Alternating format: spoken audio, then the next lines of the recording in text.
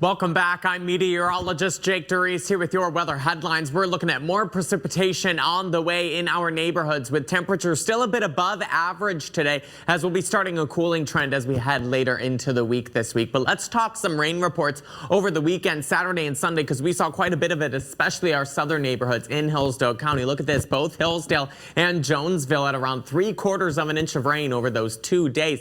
We also have Dansville at over 6/10 of an inch, Jackson at about 1/2 an inch, Leslie also at about 1/2 an inch, and about 4/10 of an inch in Eaton Rapids. So of course the heavier rain was located a bit more south, with less amounts the more you went north in our neighborhoods. Lansing today, we're looking at temperatures, like I said, still a bit above average, mid-40s, 44 degrees. We should be at freezing, 32 degrees for this time of year.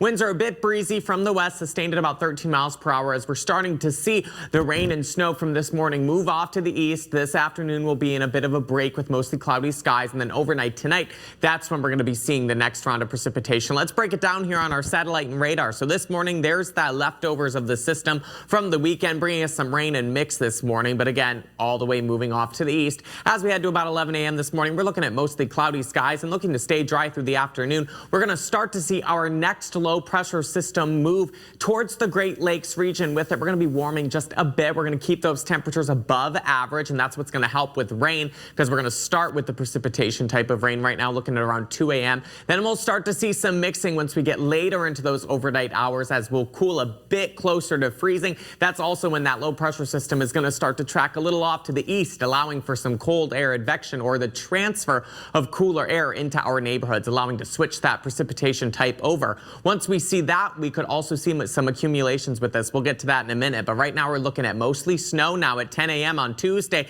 with that lasting through the day on Tuesday at around 1 p.m. Still possibly some mix, but even lasting into 6 p.m. of course for the holiday of New Year's Eve. We'll get a better look here as we head later into Tuesday as well. 6 p.m. still tracking snow really through the entire evening, becoming a bit more scattered once we get into the overnight hours. Of break once we get into the new year, but again, we could still see some of that snow move through our neighborhoods here in the morning hours on Wednesday. The little bit of leftovers from that system. And talking about totals here for snowfall potential up to the north, we're looking at trace amounts that are not much at all, especially if you head more north. For our southern neighborhoods of Jackson and Hillsdale, around 1 inch to 2.5 inches. And for right in here, we're looking at mainly Eaton and Ingham counties, 2.5 to 3.5 inches possible through 1 a.m. Wednesday. Tonight, we're looking at 32 degrees. So again, hovering right around freezing, allowing for some of that mixed precipitation, rain, then to snow. Look at our super 7-day forecast. We're going to continue that trend as we head into Wednesday. Cloudy skies on Thursday, highs